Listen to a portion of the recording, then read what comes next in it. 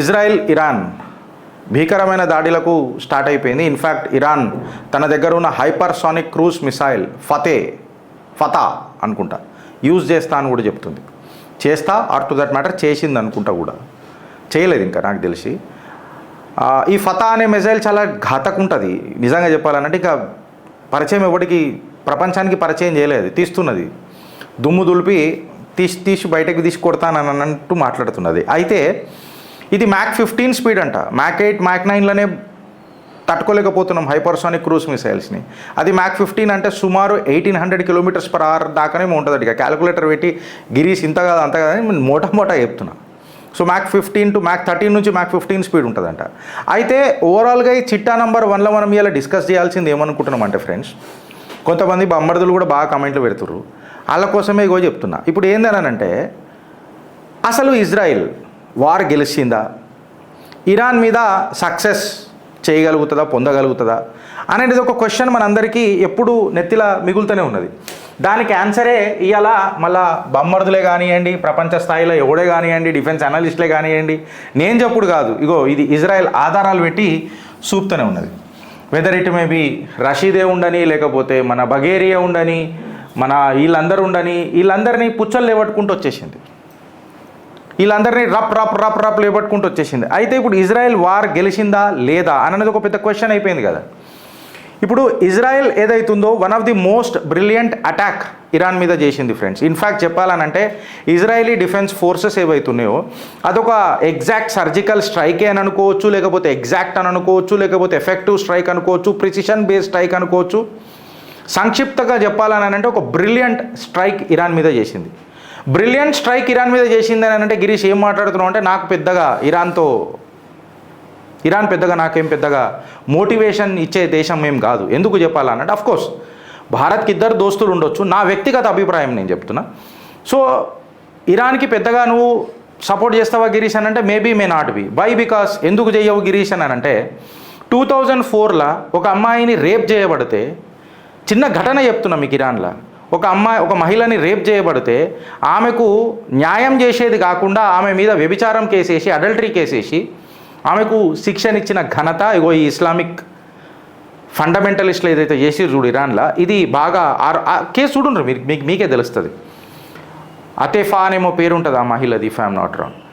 ఇవాళ ఇజ్రాయెల్ని ఏ రకంగా నాశనం చేద్దామని అనుకుంటాము అనే కళ అని ఒకటి ఉంది చూడు ఇస్లామిక్ రెజిమ్కి, or to that matter Hamas, Iran, Hezbollah, వీళ్ళందరికీ ఇజ్రాయెల్ని ప్రపంచ పటంల నుంచి అంటే ప్రపంచ మ్యాప్ల నుంచే తీసేయాలా అనే ఒక ఆలోచన.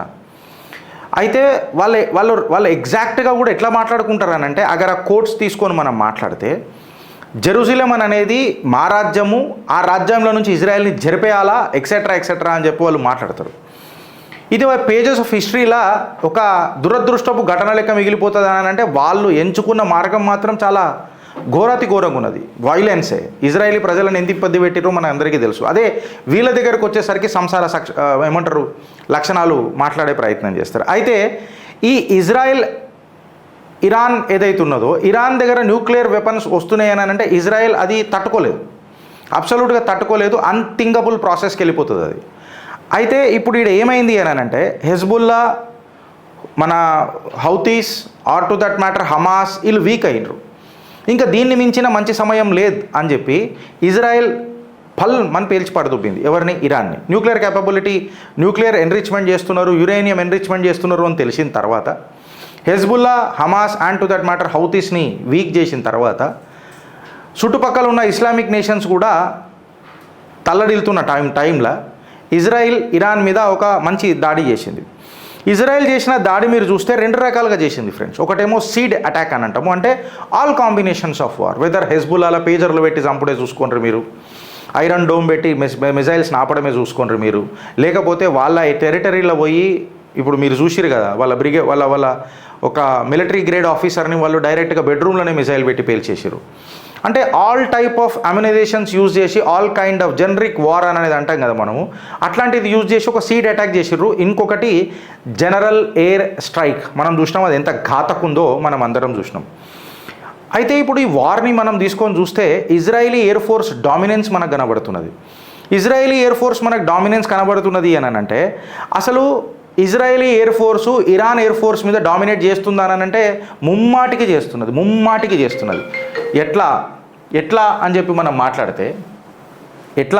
మనం మాట్లాడితే ఒకటి మనం గుర్తుపెట్టుకోవాల్సింది ఏందనంటే ఇవాళ ఇజ్రాయిల్ దగ్గర F-15s, F-16s, F-35s, F-15s, F-16s రిజర్వ్లో కూడా కొన్ని పెట్టుకున్నది. 70 F-15లు అండ్ F-16లు రిజర్వ్లో పెట్టుకున్నది. అదే ఇరాన్ దగ్గరికి మీరు చూస్తే మీకు మిగ్గులు, F-4లు, F-5లు, F-14లు కనిపిస్తాయి. అది కూడా F-14లు 1970 జనరేషన్ మీకు కనిపిస్తాయి.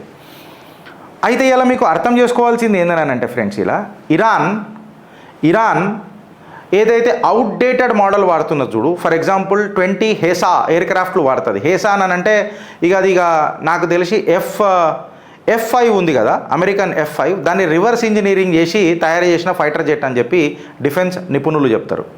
వాళ్ళ దగ్గర ఫ్రెంచ్ మిరాజెసే తీసుకోండి, ఆర్ టు దట్ మ్యాటర్ మన ఓల్డ్ చైనీస్ ఎయిర్ క్రాఫ్ట్ J-7లు తీసుకోండి, ఇంకా కొన్ని రష్యన్ ఎయిర్ క్రాఫ్ట్స్ కూడా ఉన్నాయి. అయితే ఇప్పుడు మనం గుర్తుపెట్టుకోవాల్సింది ఏంటంటే F-4, F-5s ఇట్లాంటి పాత మిరాజెస్ ఇట్లాంటివి వాడుకుంటుంటే, or to that matter F-5s ఇట్లాంటివి వాడుకుంటుంటే, ఆర్ టు దట్ మ్యాటర్ ఇలా హెసా ఎయిర్ క్రాఫ్ట్ గుర్తు తీసుకొని మనం మాట్లాడితే which is a duplicate version of F-5 అని చెప్పి మనం మాట్లాడితే దీనికి పార్ట్స్ దొరకడు ఇప్పుడు చాలా కష్టం. సో ఇరానియన్ ఎయిర్ ఫోర్స్ ఏ రకంగా గట్టిగా ఉంటుంది అని అంటే ఒక పెద్ద క్వశ్చన్ మార్క్.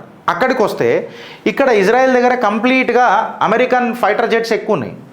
అండ్ ఇజ్రాయెల్ అమెరికాకు చాలా ఆలీ లెక్క పనిచేస్తుంది. ఇన్ఫ్యాక్ట్ చెప్పాలంటే ఇద్దరు ఒకటే కొట్లాడతారు.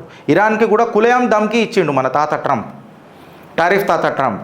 సో వీళ్ళకి ఏదైనా మెయింటెనెన్స్ యాక్టివిటీస్ వచ్చిన ఫైటర్ జెట్లకు టపక్ మనీలకు పార్ట్స్ దొరుకుతాయి, మెయింటెనెన్స్ చేయనికే ఇష్యూ అది దొరికిపోతుంది. ఇన్ఫ్యాక్ట్ వీళ్ళకు ఏదైనా మిజైల్స్కి ఇట్లా ఏదైనా అప్లోడ్ చేయాలంటే మనం సోర్స్ కోడ్ అడిగినాం వెనకటికి రాఫేల్ది.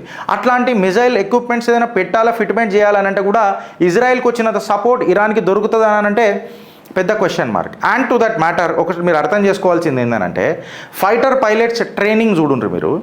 ఇక్కడ వీళ్ళు 70 F-15లు రిజర్వ్లో పెట్టుకున్నారు. అంటే ప్రతి training maintenance activity of the pilot, maintenance అనే దానికంటే ట్రైనింగ్ ఉంటుంది కదా ఫైటర్ జెట్ పైలట్ది, అది 70 F-15ల మీద చేస్తుంది. అంటే ఆ ఫైటర్ జెట్ పైలట్ ఎవరైతే ఉన్నారో ఆయన మోడర్న్ టెక్నాలజీతోని నేర్చుకోనికి ప్రయత్నం చేస్తున్నాడు. ఇక్కడ వీళ్ళు F-5, F-4 మిరాజెస్ మీద చేస్తే వీళ్ళు ఎయిర్ డిఫెన్స్ ఆఫ్ ది ఇజ్రాయెల్ని తట్టుకునే కెపాసిటీ ఉంటుందా ఈ జనరేషన్లో అనేది నేను మీ ఆలోచనకు వదిలేస్తున్నా. అంటే ఇప్పుడు నువ్వు 1973 మిరాజెస్ లేకపోతే జే డూప్లికేట్ మాల్ చైనా అమ్ముతావు చూడు, J-5 ఫైటర్ జెట్లు, వీళ్ళ 1960 అమ్మిన ఫైటర్ జెట్లు, వీళ్ళతోని నువ్వు కంపారిజన్లో పెట్టుకొని ఫైటర్ జెట్లను తయారు చేసి, అంటే నీ ఫైటర్ పైలట్లను తయారు చేసి ఇజ్రాయెల్ మీదకి దాడికి పంపిస్తానంటే పాపం పైలట్లు బతుకుతారా? ఇవాళ ఎవరి డామినెన్స్ ఎట్లా కనిపిస్తుందని అనేది నేను మీకే వదిలిపెడుతున్నాను. So Iran short fallage of ammunition అవుతుందనంటే ఖచ్చితంగా అవుతుంది, ఎందుకంటే పార్ట్స్ కూడా వాళ్ళకి దొరికాయి. కాకపోతే ఇరాన్ చాలా తెలివిగా కొన్ని దాంట్లో ఇన్వెస్ట్ చేసింది. ఏంటంటే నేను బలాహి ఎయిర్ క్రాఫ్ట్లలో ఇన్వెస్ట్ చేయలేదొచ్చు, నేను పాత రకం ఎయిర్ క్రాఫ్ట్లే వాడుతున్నానొచ్చు, నా పైలట్లు దానికి ఇబ్బంది పడుతున్నారొచ్చు, కాకపోతే నా ఎయిర్ డిఫెన్స్ సిస్టమ్ని నేను గట్టిగా చేసుకుంటా అని చెప్పి ఇరాన్ కూడా ఇజ్రాయెల్కి ఒక మెసేజ్ ఇచ్చింది ఫ్రెండ్స్ ఈ యుద్ధంలో. అంటే లాడ్ ఆఫ్ డ్రోన్స్, మిజైల్స్, ఇప్పుడు మనము ఫతా అని ఒక మిజైల్ చూస్తున్నాం, అది డ్రాగన్ లాగే తిప్పుకుంటూ పోతుందట, మిడ్ ఎయిర్ మేనేవరబిలిటీ దానికి కూడా ఉంటుందంట, డైరెక్షన్ కూడా చేంజ్ చేస్తుందనంట. అంత షార్ట్ నోటీస్లో, అంటే ఫర్ ఎగ్జాంపుల్ ఇప్పుడు ఆ ఫతా అనే ఒక మిజైల్ ఫైర్ చేస్తే 60 సెకండ్సే టైం ఉంటుందంట రేడార్కి. ఎంత? 60 సెకండ్సే. అందుకనే చిత్రగుప్తులు ఏదైనా చిట్టా అయిపోతే మేము ఊకనే ఇప్పం ఫ్రెండ్స్. దీనికి తోడుగానే డాట్స్ కనెక్ట్ చేసుకుంటారని హైపర్సానిక్ మిజైల్స్లలో ఎవడు మాట్లాడకంటే ముందు ప్రాజెక్ట్ విష్ణు గురించి మాట్లాడింది మేమే. అండ్ టు దట్ మ్యాటర్ మన ఎక్స్టెండెడ్ డ్యూరేషన్ ఎక్స్టెండెడ్ ఏదో ET long duration hypersonic cruise missile గురించి మాట్లాడింది కూడా మనమే. అది ఇవాళ చర్చనీయాంశం అవుతున్నది. సో డిఫెన్స్ న్యూస్ ఎంత గట్టిగా మేము తీసుకొస్తామో చూడండి. సో చిత్రగుప్త్ చిట్టా అయిపోయేటప్పుడు డాట్స్ కనెక్ట్ చేసుకుంటూ వస్తుంది. అండ్ మోర్ ఓవర్ సోమనాథ్ గారు కూడా మన ఎవరైతే ఇస్రో చీఫ్ ఉండే చూడు, ఆయన కూడా క్లియర్ కట్గా ఏమని అన్నాడు, మనం హైపర్సానిక్ మిజైల్స్ని ఛేదించాలనంటే మనకు హండ్రెడ్స్ ఆఫ్ శాటిలైట్స్ కావాలి. ఇది కూడా మనం చిత్రగుప్తులో డిస్కస్ చేసుకున్నాం. సో మేము ఇప్పిన తర్వాత చిట్టా అది న్యూస్లో వస్తుంది. కోర్స్ మేము చెప్పినా న్యూస్ కోసం పనిచేయం. భారత్ యొక్క భారత్ యొక్క నిజాల కోసం పనిచేస్తాం, నిజాలను నిర్భయంగా చెప్పే ప్రయత్నం చేస్తాం. సో ఇరాన్ ఏం చేసిందంటే ఈ missiles or to that matter drones, ఈ ఎయిర్ క్రాఫ్ట్లను కొట్టే రకంగా వీళ్ళు తయారు చేసుకున్నారు. బలాహి నువ్వు ఎంటర్ అయినాకనే నీ పుచ్చలు లేవడతా అని చెప్పి వాళ్ళు డిసైడ్ చేసినారు. అయితే ఇప్పుడు సర్ఫేస్ టు సర్ఫేస్ పోవాలని అంటే ఇది ఒక హిల్ టెరేనియన్ అని చెప్పి మాట్లాడతారు, అంటే కొండలు గుట్టలు ఉన్న ప్రదేశం లెక్క దీన్ని మాట్లాడతారు ఇరాన్ని. సో అక్కడ డైరెక్ట్గా నువ్వు కొట్టాలనంటే అంత తేలికమైన పని కాదు. సో ఆబ్వియస్గా వీళ్ళు ఎట్లా కొట్టాలా అని మాట్లాడితే ఇజ్రాయెల్ ఏం చేస్తున్నది అని అంటే ఇజ్రాయెల్ ఇరాన్ యొక్క ఎయిర్పోర్ట్లు, న్యూక్లియర్ ఫెసిలిటీసు, లేకపోతే మిజైల్ బేసిస్లు ఇట్లాంటి దగ్గర సెన్సిటివ్ ఏరియాస్ ఏవైతే ఉంటాయో అక్కడ కొడుతుంది. ఇరాన్ కూడా మొన్న ఏం చేసిందంటే ఒక హాస్పిటల్ని పేల్చినాం అని ఇజ్రాయెల్ చెప్తున్నది. కాకపోతే అదొక Israeli defence force building, hospital రూపంలో దాన్ని అట్లా ఉంటారు, దాని కింద ట్యాంకర్లు బంకర్లు కూడా బాగానే ఉంటాయి, మంచి కన్సిడరబుల్ డ్యామేజ్ చేసింది ఇరాన్ అని చెప్పి చెప్తున్నారు. అయితే ఇప్పుడు సక్సెస్ ఎవరికి దొరికింది అని అనే క్వశ్చన్ మనం చిట్ట ఆడికని మొదలెట్టినాం. అయితే ఈడ మనం ఈడ ఏమంటారు అంటే దీన్ని గుర్తుపట్టాల్సిన విషయం ఏందని అంటే ఫ్రెండ్స్, ఇక్కడ Israeli special forces or to that matter Mossad Iran గడ్డ మీదకి పోయి ఆపరేషన్లు చేస్తున్నాయి. వెనకటికి ఇప్పుడు యూక్రెయిన్ కూడా లాజిస్టిక్స్ ట్రక్లలో పెట్టి పంపించి డ్రోన్లను పంపించి రష్యాలో అటాక్ చేసినట్టు వాళ్ళ ఇంట్లో కూర్చొనే ఇరాన్ మీద దాడి జరుగుతున్నది. ఇంత ఘాతక్ స్పై అటాకింగ్ అనేది ఎంత ప్రిపరేషన్ ఉంటుందో ఒకసారి మీరు చూసుకోండి. అండ్ మోర్ ఓవర్ ఇరాన్ దగ్గర ఫతా లాంటి మిజైల్స్, హైపర్సానిక్ మిజైల్స్ ఉన్నా ఎన్నని ఫైర్ చేయగలుగుతుంది, ఎంతసేపు అని ఫైర్ చేయగలుగుతుంది, because cost of the missile కూడా మనం చూడాల్సి వస్తుంది. ఒక్కొక్క మిజైల్ కొన్ని కోట్లలో ఉంటుంది, $1 మిలియన్ ఉంటుంది. సో మళ్ళా దీన్ని ఛేదించగలుగుతుందా అనేది ఒక పెద్ద ప్రశ్న అవుతుంది. ఇప్పటిదాకా ఓవరాల్గా మనం చూస్తే 240 ఇరానియన్ సివిలియన్స్ ఎవరైతే ఉంటారో వాళ్ళు చచ్చిపోయినారు. ఇజ్రాయిల్లో 24 మంది సివిలియన్స్ చచ్చిపోయినారు. సుమారు 2000 మంది దాకా ఇంజూర్ అయినరు అని చెప్తున్నారు. ఇది కేవలం నేను చిట్టా తయారు చేసే కంటే 2 రోజుల ముందడిది, అంటే నేను నిన్న తయారు చేసిన చిట్టా. సో ఆబ్వియస్గా ఇది 2 రోజుల ముందడిది. ఇప్పుడు కౌంట్ ఖచ్చితంగా పెరిగి ఉండొచ్చు. ఇప్పుడు యుఎస్ ఇన్వాల్వ్ అవుతా అంటుంది. యుఎస్ ఇన్వాల్వ్ అయితే ఇజ్రాయెల్కి పాజిటివ్ అవుతుందని చెప్పి మనందరికీ తెలుసు, ఇరాన్కి చాలా డేంజర్ అని కూడా మనందరికీ తెలుసు. కాకపోతే అమెరికా ఇన్వాల్వ్ అవుతుందా లేదా, దీని మీద కూడా మనం చర్చించాలన్నా వద్దా, అమెరికా ఇన్వాల్వ్ అయితే ఏడదాకా పోతుంది అని అనేది ఒక క్వశ్చన్. అయితే అమెరికాకు సీదా ధమ్కి ఇచ్చిండు మన క్యూట్ బాయ్ సీదా ధమ్కి ఇచ్చిండు కిమ్ జాన్. వస్తావా ఇరాన్ దగ్గరకు, వస్తావా బిడా, మేమున్నాం అని చెప్పి ధమ్కి ఇస్తున్నాడు యుఎస్కి, యూరప్కి. కులేయాం క్యూట్ ముఖం వేసుకొని కిమ్ జాన్. అయితే మళ్ళా ట్రంప్ తాత కిమ్ జాన్కి భయపడతాడా లేదా మీ కామెంట్ రూపంలో చెప్పుర్రి ఫ్రెండ్స్. అయితే ఈయనకు భయపడతారా లేదా నాకు తెలియదు, కానీ చిల్లరగాళ్ళంతా నేను చెప్తున్నా కదా, ఇరాన్లో వీళ్ళకు చేసి వేస్ట్ మోడీజీ, వీళ్ళ సావుకు వదిలేయాలన్న ఆడనే. అట్లనైతేనే వాళ్ళకి తెలిసి వస్తుంది, 2-3 శవాలు ఇంటికి వస్తాయి చూడు, అప్పుడు తెలిసి వస్తుంది. చేసిన కార్యాలయాలకు కృతజ్ఞతా భావం అనేది ఉండదు. గిరీష్ ఇంత క్రూరంగా మాట్లాడుతున్నావు ఏంది, మనసు లేదా అని అంటే ఏం మనసు ఉంటుంది? అరే ఇంత కష్టపడి భారత్ సర్కార్ ఇరాన్లో చిక్కుకుపోయిన విద్యార్థులను సపరేట్ ఫ్లైట్ ఎక్కించి అర్మేనియా నుంచి వాళ్ళని ఎయిర్లిఫ్ట్ చేపించి మన జమ్మూ కాశ్మీర్కి తీసుకొస్తే మాకు ఫెసిలిటీస్ చక్కగా లేవని అని అంటారు. ఆడ 2-3 బుల్లెట్లు దాగి 2-3 పోయినుంటే తెలుస్తుంది. వేరే దేశ ప్రజలను అడుగుండ్రి, యూక్రెయిన్లో యుద్ధం జరుగుతుంటే కూడా అసలు దక్కదలగనీయకుండా తీసుకొని వచ్చిండు నా దేశ ప్రధాని స్టూడెంట్స్ని అందరినీ. ఇండియన్స్ ఓకే అని చెప్పి ఇట్లా పంపిస్తున్నారు. ఎంత గర్వకారణంగా ఉండే. ఇవాళ మా దగ్గర ఇండియన్ పాస్పోర్ట్ లేదు కదా అని చెప్పి ఎంతమంది బాధపడ్డారు ఫ్రెండ్స్, ఎస్పెషల్లీ పాకిస్తాన్ వాళ్ళు, ఎక్కడ చైనా వాళ్ళు, వాళ్ళంతా ఇండియన్ పాస్పోర్ట్ చూడంగానే ఎంత రాయల్ ట్రీట్మెంట్ ఇచ్చారు. ఈడ కూడా అర్మేనియాకి తీసుకొచ్చి ఇరాన్ కూడా నిజంగా చెప్పాలంటే సపోర్ట్ చేసింది ఇక్కడ భారత్కి,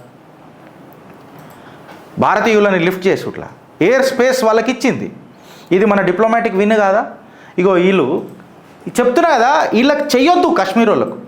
మన ట్యాక్స్ పేయర్ల పైసలు తీసుకొని ఆజాదీ అడుగుతారు, ఊచకోత కొయ్యాలి వీళ్ళని.